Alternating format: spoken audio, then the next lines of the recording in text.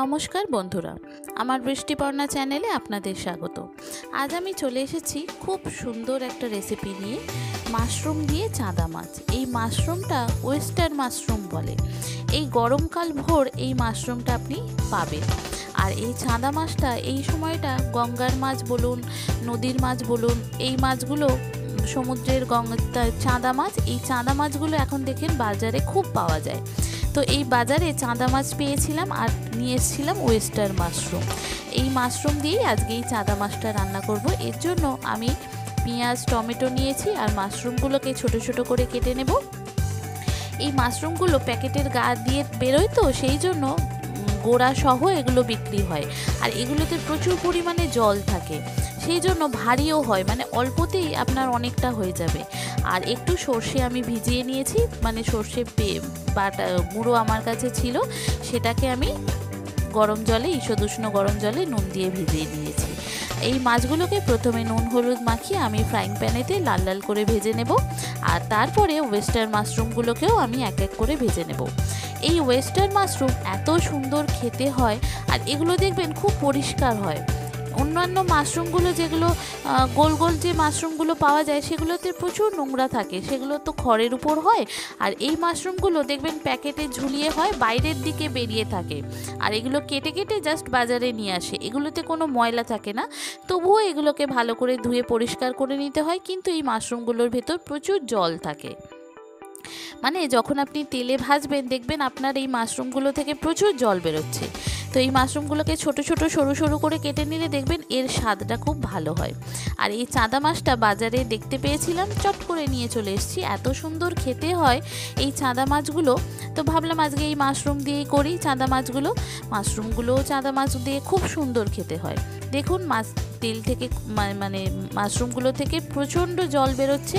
আর এগুলোকে একদম লাল লাল করে শুকনো শুকনো করে ভেজে নিতে হয়। দেখবেন একদম প্রচুর জল বেরিয়ে যখন শুকনো হয়ে যাবে, তখন বুঝবেন যে আপনার হয়ে গেছে। আজকে আর আমি কিছু ফোড়ন দেব না, একটু পেঁয়াজ কেটে নিয়েছিলাম আর একটু টমেটো দেব। আর ফ্রাইং প্যানে তেলটা শেষ হয়ে গেছে, একটু তেল দিয়ে দেব, সাদা তেল পরিমাণ মতো দিয়ে এটাকে ভালো করে ভাজবো। আর রসুন বাটাটাও আজকে শেষ হয়ে গেছে, সেই জন্য আমি গোটা কয়েক রসুনকে গ্রেট করে নিলাম, নিয়ে গ্রেটারের সাহায্যে গ্রেট করে এতে দিয়ে দিলাম। ব্যাস, এবার বেসিক যে মশলাগুলো আছে দিয়ে দেব। বন্ধুরা, রেসিপিটি যদি ভালো লাগে তাহলে আমার চ্যানেল বৃষ্টিপর্ণাকে অবশ্যই সাবস্ক্রাইব ও ফলো করে দেবেন। আর পাশে থাকার বেল আইকনটি অবশ্যই অন করে দেবেন, তাহলে যখনই আমি নতুন ভিডিও আপলোড করব আপনাদের কাছে নোটিফিকেশান চলে আসবে ভিডিও আপলোডের। কেমন হলো রেসিপিটা অবশ্যই আমাকে কমেন্ট করে জানাবেন, ভালো লাগলে একটা লাইক ও শেয়ার করে দেবেন। দেখুন আমার পেঁয়াজ টমেটোটা ভাজা হয়ে গেছে। এবার বেসিক যে মশলাগুলো, নুন হলুদ গুঁড়ো, জিরে গুঁড়ো, ধনে গুঁড়ো, সামান্য লঙ্কার গুঁড়ো, সামান্য একটু চিনি দিলাম আর পরিমাণ মতো নুন দিলাম, দিয়ে এটাকে ভালো করে কষাবো। এটা কষানো হয়ে গেলে যে সর্ষেটা আমি গরম জলে নুন দিয়ে ভিজিয়ে রেখেছিলাম, সেই সর্ষেটা এর মধ্যে দিয়ে দেব। দিয়ে যখন দেখব মশলা থেকে তেল ছেড়ে যাচ্ছে, তারপরে আমি পরিমাণ মতো জল দেব। দিয়ে মাশরুমগুলো একটু সিদ্ধ হয়ে গেলে মাছগুলো দিয়ে দেবো। মাছগুলো দিয়ে কিন্তু আমি বেশি সিদ্ধ করব না, একদম মাখো মাখো হবে। তার আগে মাছগুলো দিয়ে দেবো, দিয়ে তারপর নামাবো। মানে মাছগুলো একদম কড়মড় কড়মড় করবে, সেই রকম খেতেই কিন্তু খুব ভালো লাগে। কেমন হলো অবশ্যই আমাকে কমেন্ট করে জানাবেন। আর এই রকম ওয়েস্টার মাশরুম যদি আপনাদের ওখানে পান, এইভাবে একবার রান্না করতে পারেন, খুব সুন্দর খেতে হয়। চাঁদা মাছ, মৌরলা মাছ সবের সাথে খুব সুন্দর খেতে হয়। আমাদের তো এই রকম বাজারে ওয়েস্টার মাশরুম দেখলেই আমি নিয়ে চলে আসি। আর যে টোপুরের মতো মাশরুমগুলো, সেগুলো তো সারা বছরই পাওয়া যায়, সেই জন্য ওগুলো খুব একটা থাকে না। আর এই মাশরুমগুলো এই গরমকালটার সময়টাই খুব ভালো পাওয়া যায়, সেই জন্য যতদিন পাওয়া যায় এই মাশরুমগুলো খেয়ে নিই, ওগুলো তো সারা বছর রয়েইছে বলে। দেখুন এইবার মাশরুমগুলো পরিমাণ মতো জল দিয়ে মাশরুমগুলো একটু সিদ্ধ হয়ে গেলে তারপর মাছগুলো দিয়ে নামিয়ে নেব।